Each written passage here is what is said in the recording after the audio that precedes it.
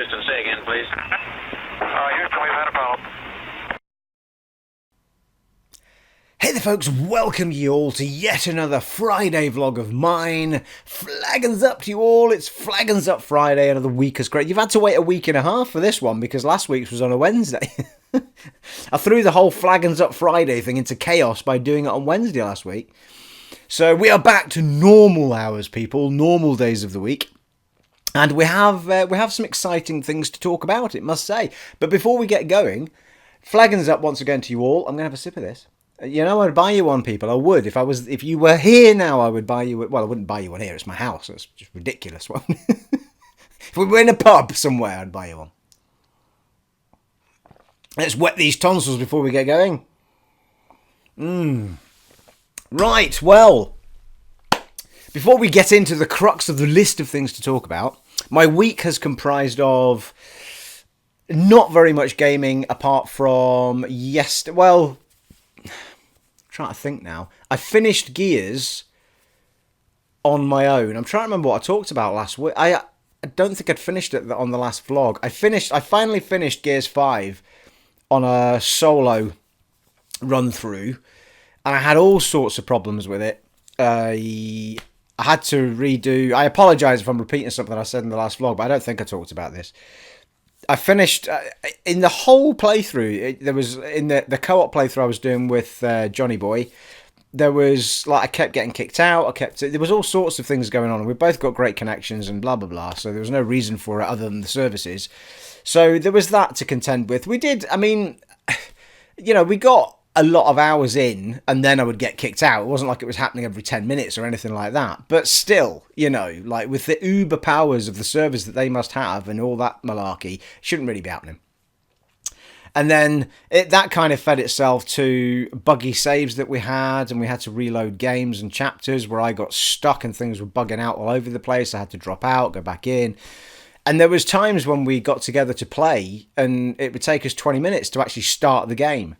So all of that was already there as a frustration. And then on my single player playthrough, I had some similar buggy things happen to me. And then there was a massive one later on. I was in the later parts of the desert section.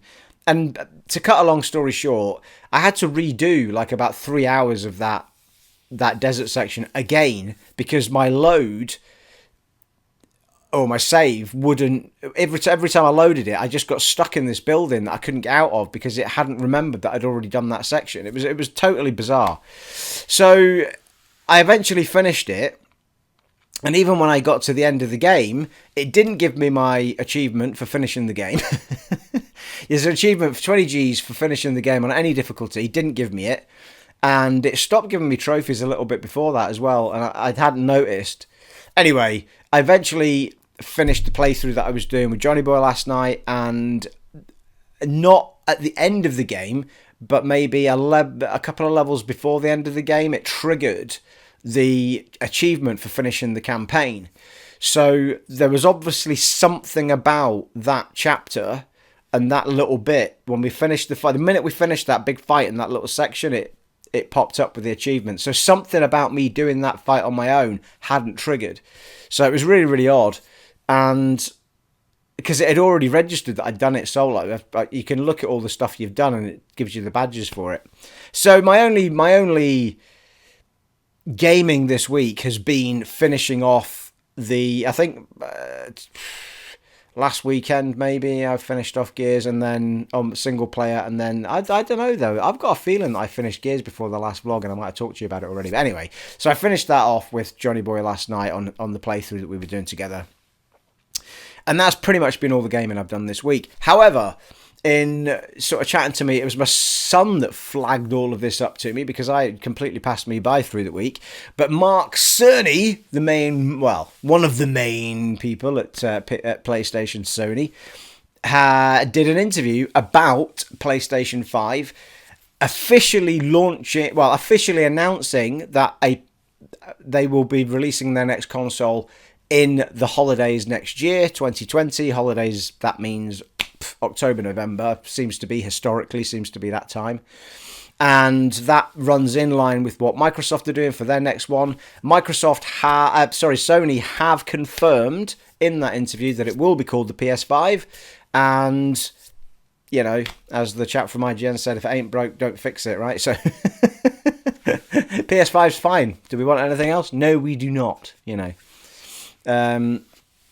So he confirmed that it was coming out in 2020. I might add that the information I'm about to give you has come from the IGN news flash that they did. So a heads up to them for the fact that they...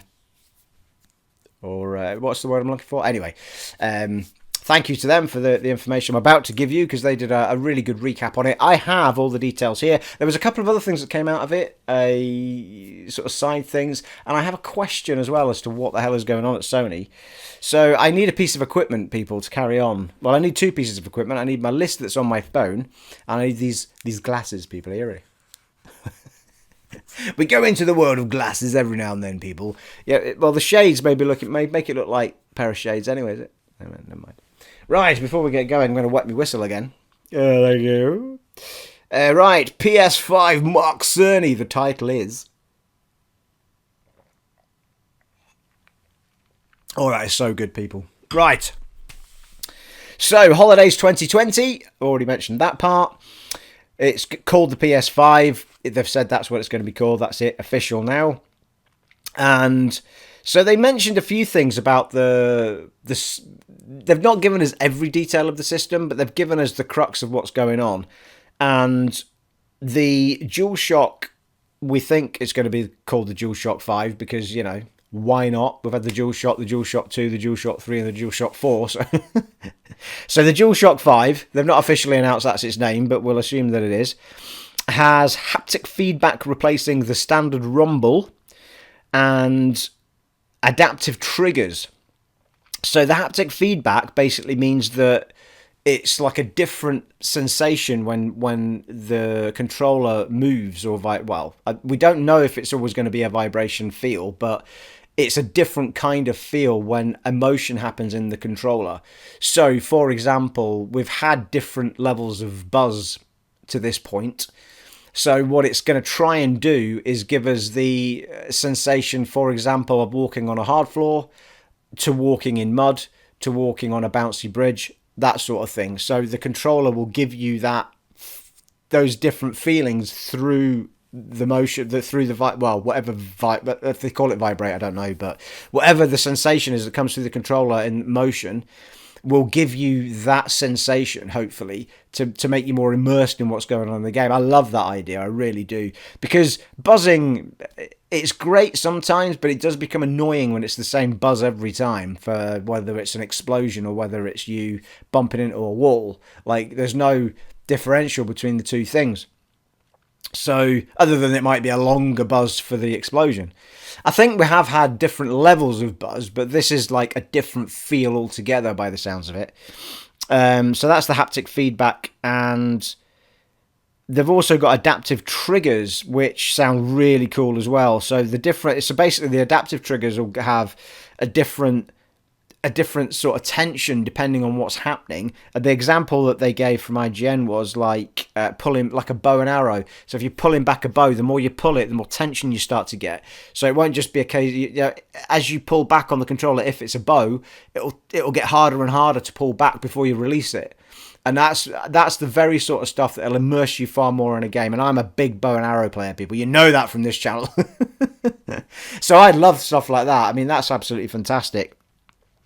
And it will... I don't know why I didn't put these notes underneath the... Anyway, it'll have USB-C charging. Must be the new awesome. Because we don't have enough little connections, people. You know what I mean? We're going to go USB all the way to Z, are we? And we'll all have a million cables like we don't already lying around our houses. What's that all about? Anyway, USB-C charging. Higher capacity battery inside the DualShock 5, which we all want. I mean, the one thing that, well, you know, I actually like both controllers, but if I had to pick one controller, I think I would probably plump for the Xbox One controller. I just think it's a little bit more rounded, and the sticks, much as though I'd love the sticks to be a little bit shorter, like I would take the PlayStation controller. No, sorry, the Xbox One controller, well, the Xbox controller, and put the height of the PlayStation sticks in it, and that would be ideal for me. I'd love that. That's the, I mean, I guess maybe I may flatten the buttons out on the Xbox One controller like they are on the Sony one, and maybe that would be my ideal controller. But I love both. They both have merit, and they both have, but the one thing that the Sony one suffers from is because they've put these big lights on them, and I love, don't get me wrong, I love there are certain times when the glow effect off the controller is brilliant. If you dim the lights down and you're playing something like Tomb Raider or, Uncharted, and you walk into a cave and you light a lamp and suddenly there's this glow coming out. I mean, it's really good. I mean, if you've got it, all turned up, and I mean, you get a really good effect from it. It's really good, much like the little speaker that's on there. I love that. It brings the sound of the game out for certain things like audio logs or gunshot fire, ricochets, stuff like that. It's a really nice thing. I don't know if that speaker's going to be on the DualShock 5.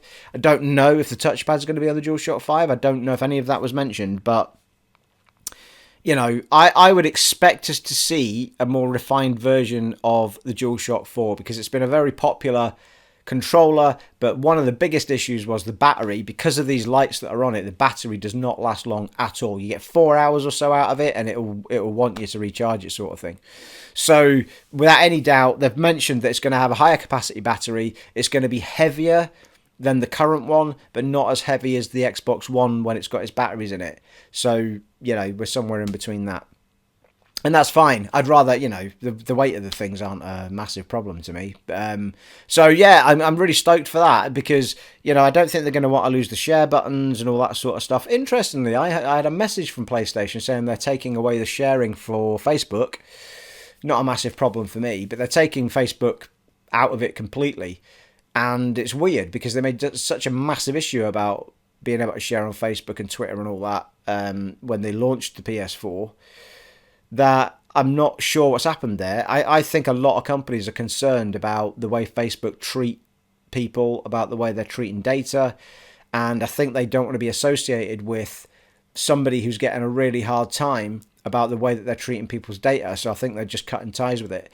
Didn't see anything about sharing on Twitter. And for me, I think Twitter is absolutely the place you want to be sharing that sort of stuff. It's by far the best place to show it. It's something you want to show right now, right there. Get people, people are like, oh, he's playing such and such right now. You don't really want to be seeing what people were playing 3 days ago on Facebook. I never used the Facebook stuff. I only ever use the Twitter stuff. I'm thirsty already, people. It's been a hard week, you know what I mean? If you haven't got one, go and get one. You can join in with me.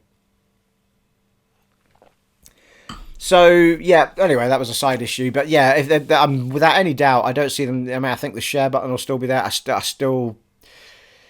They're very easily linked into YouTube for doing your streaming and very easily linked into Twitter. So, those features still seem to be there. I don't see them taking those away, especially. I mean, there's nothing but free advertising that comes from a share button, especially with exclusive games and, So, where were we? High capacity battery, yes, so that's a massive thumbs up. Heavier than the old DualShock, done that. Okay, so it's going to come with, and this was a bit of a big deal with the PS4, because it came, was it the PS4 or the PS4 Pro?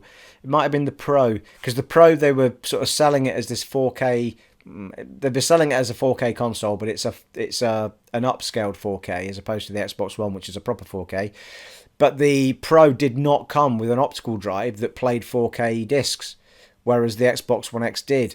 So that was the sort of thing where people are like, why are you punting 4K when you've not put a 4? And it'll have been because of cost at the time, no doubt.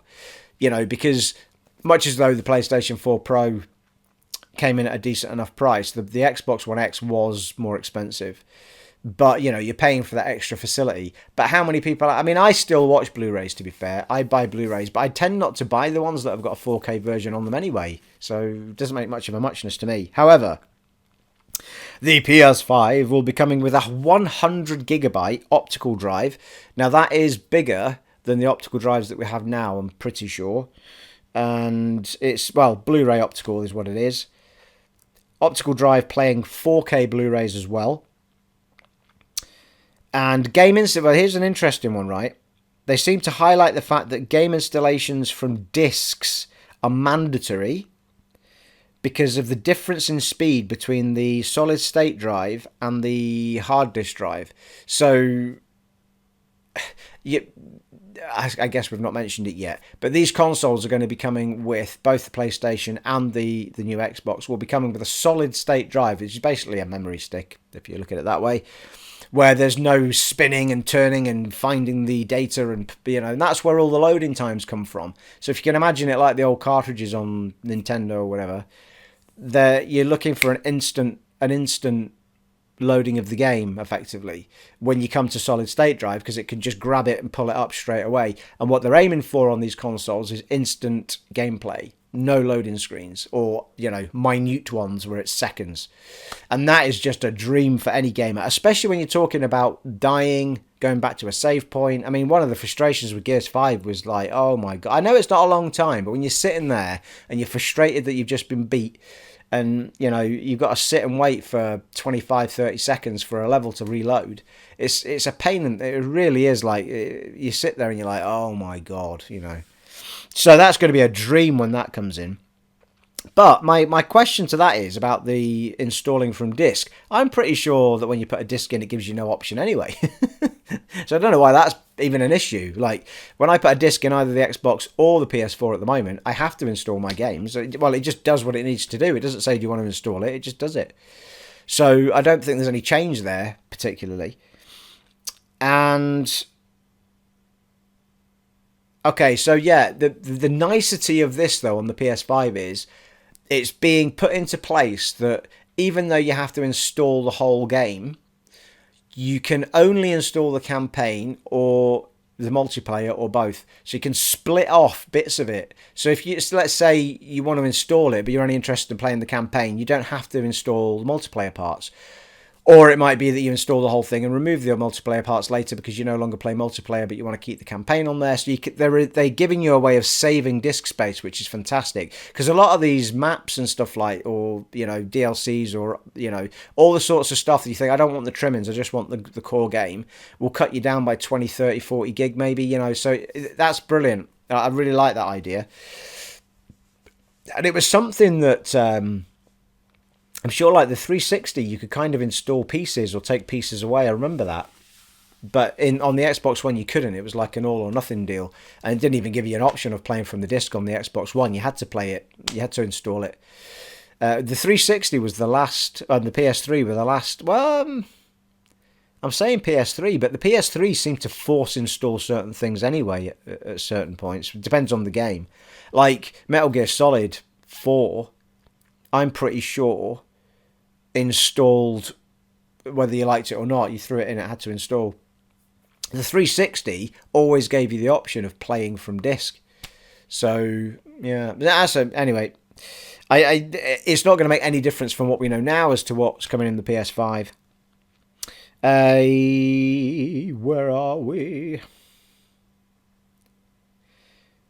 There was no mention of how big the solid state drive would be. They are still more expensive than hard disk drives, so I would anticipate, like, I'd love it if they did a 2 terabyte one, but I think it'll be a 1 terabyte solid state drive in both of them. I think because they're not ramming down in price anytime particularly quickly.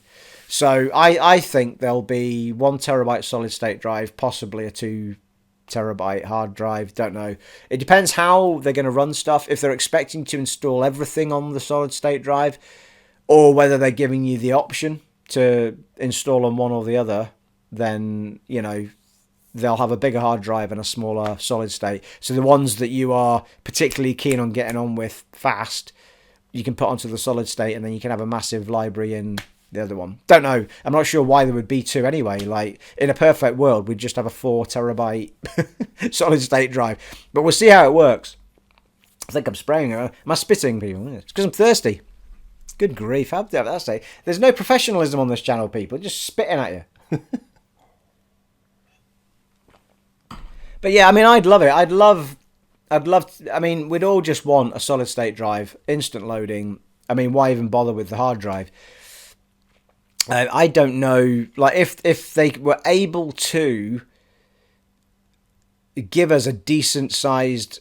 I mean, well, I suppose, is there any such thing as an external solid state drive? Well, a USB pen, I suppose. Can we do that already? Can we buy a 4 terabyte USB pen and plug it in? I think we can, can't we? So it would make more sense to go down that route if you wanted more, more instant loading and stuff. In fact, we can, because Craigie Boy's just done it with his Xbox One. He bought a solid state drive and plugged it in the USB. So yeah, anyway, it'll be interesting to see how that all combine. Like I'm kind of wondering what the point of a hard drive is at this point, but it's probably just to give you extra storage capacity for the stuff that you're not maybe in, for the price, for the stuff that you're not that bothered about having to wait on loading times for. I mean, also, how does that work with playing online? You know what I mean? Like, what if somebody's got something stored on an optical and somebody else has got something stored on a solid state? Then is one going to get into the game faster, or is it not like that, or does it balance it out between the lot of them? That's an interesting one, isn't it? But I'm not sure that the online stuff. I think by the time you actually start connecting with somebody, it's possible that everything's already there that you need for the actual playing of the game. It's just the connectivity that needs sorting out. Anyway, I digress, people, but I often do. Right, okay. Well, that was pretty much it. There was no mention of how big the SSD was going to be, so it'll be interesting to see how that pans out. There was no mention of how the PS5 is going to look or feel, or well, other than how the controller might feel with all these new little features in it. But I like that. I like the fact that they're just dibbing in a little extra, what sounds like a couple of extra features to the controller and a better battery. I'm still hoping that they do a bit better with the sticks. I'm still not a massive fan of the wider sticks with the rubber. I'd prefer it if they went down the more hard stick route that Microsoft have done. So we'll see. We'll see what comes out at the back end of it. There we go. So here we go. We'll move on to other things now, shall we? So coming off the tail end of that, there was also mentions of Bluepoint. And Bluepoint are the company that remade Shadows of Colossus for the PS4. And they are a renowned company for remaking and remastering games. And someone can correct me here, but I think they might have made Uncharted for the Vita. I think that was them, but I could be wrong. Somebody could tell me that, but I think they might have actually made that game, and it might be one of the few games they've actually made from scratch, because I seem to recall something about Naughty Dog giving them the engine, and then the concepts, the ideas, the story, and then they made it for them, and off they went.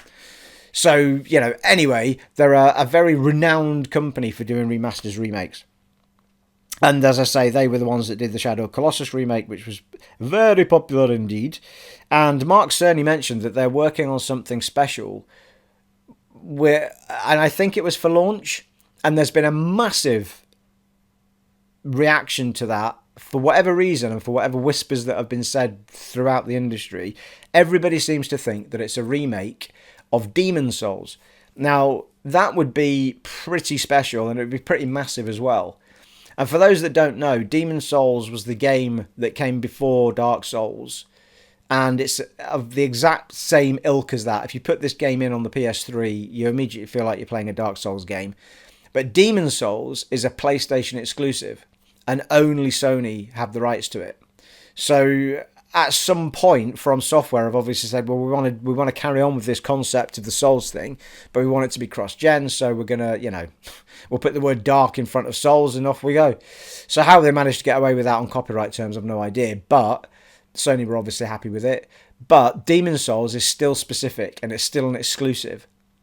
And they just never did anything else with it, because obviously Dark Souls was it was there anyway. And then they went and did Bloodborne, and had another exclusive there. So I don't think we'll ever see a Demon's Souls 2 or anything like that. But a remaster of Demon's Souls, which is a really popular game, would be pretty epic. And I've actually still got it. and I considered doing a little bit of a Let's Play on it when Aaron Brew comes down, because my son's coming down next Friday, and we may try and do something for the channel, so we'll keep you posted on that. He's at the moment pushing me to finish Dark Souls Remastered or Bloodborne, but he seems to be in the frame of mind that he wants me to do it from scratch and do it all the way through.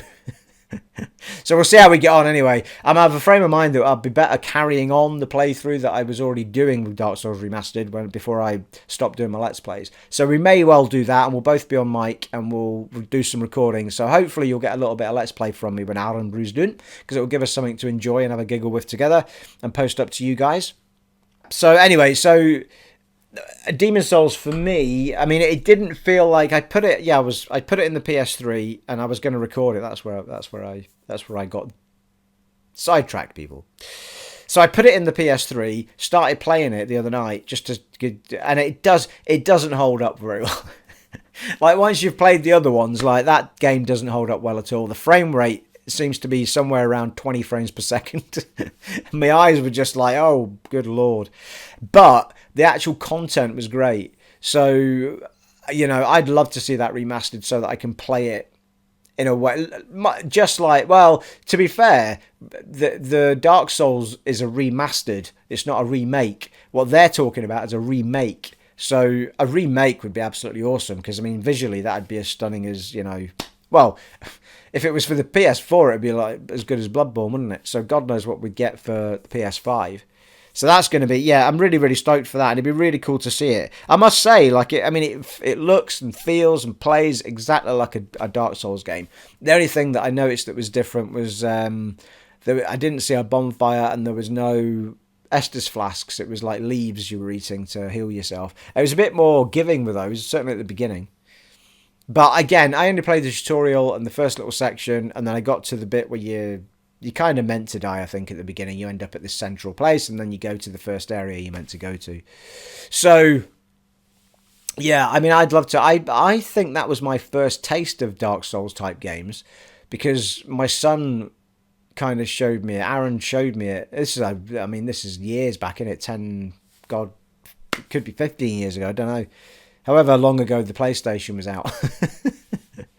But he showed me that game, and I didn't get it like that. I was in nowhere near a place that I would have understood how that game was meant to be enjoyable. It was like, that's just stupid because I keep dying all the time, and off I went.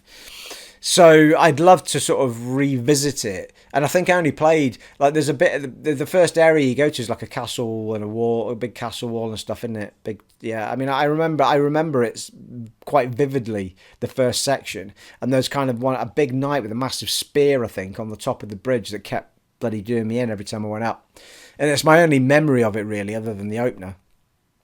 I don't remember any bosses. I don't think I even got near a boss, other than the one that's just at the end of the tutorial sort of section. So, yeah, I'd be stoked if they came out with that. Aaron's uber excited because he's just finished all of them, apart from he's doing the DLC of Bloodborne at the minute.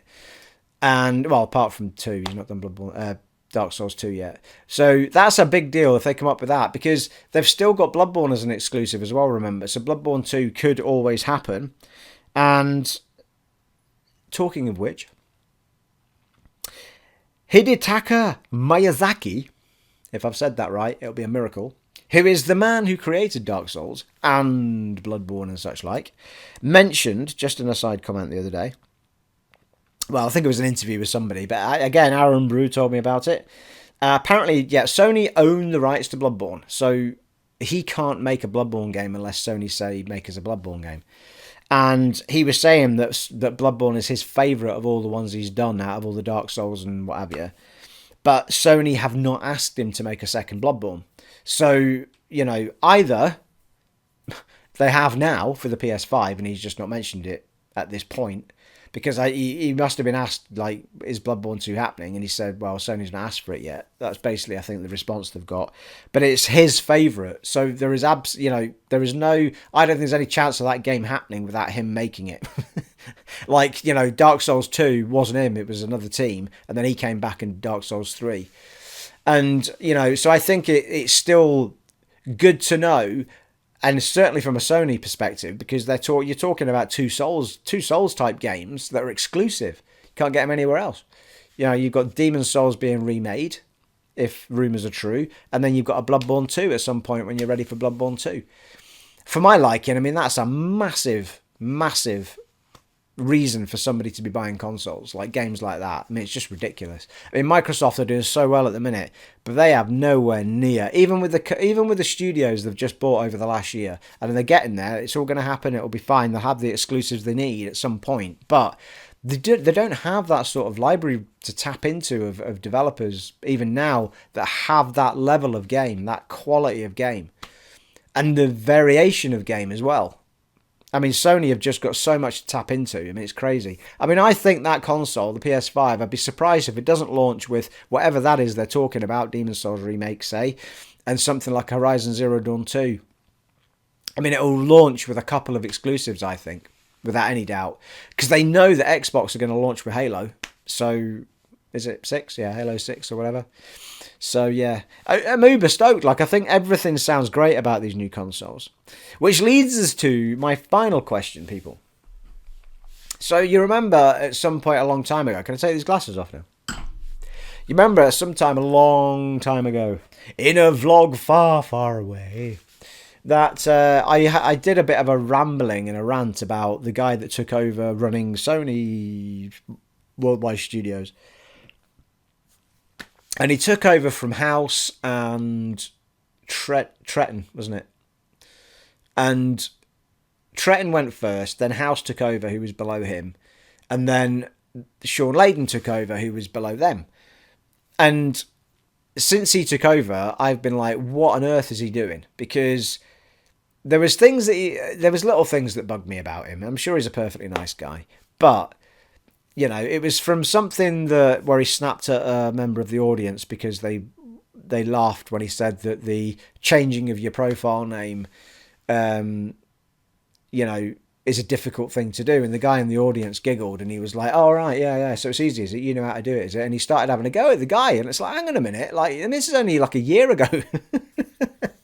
And it's like, we've not been able to do this for the lifetime of bloody PS3 and PS4. You know what I mean? Don't have a go at the guy. It's your bloody fault. And then it led into the first E3 that was all over the place. I mean, he didn't bother doing a proper presentation. He had you jumping from different venues to different venues. There was all sorts. It was just awful. And then he decided not to do E3 at all this year because there was no point, even though they had about 4 exclusives still to come out, which was bizarre. And, you know... it was just weird. It was the whole thing was just odd. He didn't want to be doing events with fans. It was really strange. And then we hear this week, well, not this week actually, a couple of weeks ago I think it was, that he's stepping down in that position. Now he's only been in the position for 1 E3. It would have been 2 if he'd bothered doing one this year, but he's only done 1 E3, and it's like, well, and nothing. He hasn't done anything significant. All the stuff that he's been in charge of was already there. So he's not, I mean, I get that he's done stuff before he took over that role, and he must have, whatever he was in at that point, I'm sure he's had a massive input into, and he's been there a long, long time. They obviously appreciate the guy. But it just seems really bizarre to me that you get the top job after all that time, and then after a year and a half, you can't be asked, and you're off. So I don't understand it, whether it's the pressures of the job, whether it's he didn't want it in the first place and they just needed someone to fill a gap. It could have been that. It could have been they just wanted someone. I mean, maybe that's why he didn't do all of these big things, because he knew that he was just filling a gap until the guy that they wanted was going to come and step in, because he'd said to them, I don't want that top role. I don't know. But he's been at Sony for a long, long time. So that is really weird. I don't know what is going on with that. So we don't know at this point who's going to be launching the PS4. But you can't imagine it's going to be long before they're going to get somebody in to fill those boots. I mean, it's a massive, massive job. And obviously they've still got Mark Cerny, and they've still got Yoshi. I'm forgetting his name, but Yoshi. So they've got big people in charge of what's going on, but the overall global worldwide studios job is now open. That's the person that would have headed all these E3s and, done all the big announcements and all that sort of stuff. So it's a really weird one. It's just very, very strange. I don't get it at all. But it's interesting though. It's interesting because of the rant that I had as to how frustrated I was that the guy didn't seem to be that into it. And then this happens. So, I don't know. It feels a little bit to me like they asked him to fill this role for a period of time because he'd said to them, I don't want to do it or whatever. I don't know. Maybe that was the case and I've been giving him a hard time for no reason. But or maybe they just didn't like the way he was going with it, like I don't like these state of play things they're doing, I could care less. Like everything that's in them is nothing exciting. The only time it's ever been exciting was because just recently they did a Last of Us 2 trailer, story trailer and stuff, gameplay trailer. And like everything else on it was just like, meh, it's all filler. It's just, it's like having a monthly session of all the bits that everybody snoozes through at bloody E3 or whatever, there is a place, and I understand that these developers are making great games and I'm just not into them. But when people are, if you want people to watch something on a regular basis, you need to have big things to throw at them. Like Nintendo usually have a couple of big things to throw in their monthly thing or 2-monthly thing, or whatever it is they do. And they've copied the exact format of Nintendo's monthly thing, but it's just not exciting. It's just not exciting to me at all. And when you start dropping E3, it's not good. Like, people want E3 to happen every year. It is what it is. Turn up, make it exciting. And it's only exciting if everybody turns up. If the big guns start stopping, and then you've got all your own events happen, then you've got a separate Microsoft event, separate Sony event. It's like, why? Like, you want the gaming community to come together in situations like that so everybody can celebrate what each other are doing. So I'm hoping that's the way that it's going to go. PlayStation, Sony, Microsoft, and Nintendo all seem to come a bit closer together recently, especially at the last sort of event. And Sean Layden, to be fair to him, he did get on stage. I'm trying to think where it was and what it was. But they got on stage, the three of them together. It might have been that one E3 that he did. But the three heads all got on stage together and gave a little presentation. The cross-play is bringing people together. Phil Spencer's very respectful of Sony and what they've got. And he's got massive appreciation for the games they bring out. And, I think if you're anyone that's anyone in the gaming industry that wants to do well and head a company, you want to be looking at your competitor and saying, well, you know what, we could do that and we could probably do it better. Or, we do that and we do it better than them. So, it's always a bar that you're wanting to be at least matching or and that's where competition's great. And I don't think Nintendo really have that competition because they're still doing their own thing. And I don't think they want that competition either. I think they will now be the company that always has the least powerful console but will give you a different way of playing, just the way they want to be. And that looks at the moment to be motion and mobile. And I think that's the way they've been heading for a long, long time. It's a bit of a shame because I would love a Nintendo console that was as powerful as the other two in order for things like Zelda and Mario and Mario Karts, all that sort of stuff, and all their exclusive to look the absolute best they can be. But I don't think we'll ever get it. I think they are determined. We might, so far as the world is now going solid state drive. So that in itself lends itself to what they're trying to achieve with handhold and all that sort of stuff. But you're still limited to the processor power you can fire into a handhold device. So, I don't know. Maybe the way around it is that there is actually a base unit you plug into that does boost it in its power rather than just increasing it to 1080p. Maybe that is the way that they could take it forward. Because it's a lovely idea, the Switch. I really like it. But there's nothing drawing me there at the minute because it's certainly not cross-platform. Because why would I play something, Aaron said to me the other night, he said one of the frustrations of playing Dark Souls after playing Dark Souls 3 was he goes, the frame rate was awful. And ooh. I said, what are you talking about? It was 60 frames per second. He goes, no, but I played it on the Switch. So he played Dark Souls 3 on the PlayStation 4, and then he played Dark Souls Remastered on the Switch. I was like, well, no bloody wonder then. If you'd played Dark Souls Remastered on the PlayStation, it would have been gorgeous, and you would have been playing it much, much smoother. Anywho, there you are. I ramble on now. So we'll see what happens with the replacement for Sean Layden and Layden. We'll go with Layden. There you are. Thank you all for listening to me spraff on once again.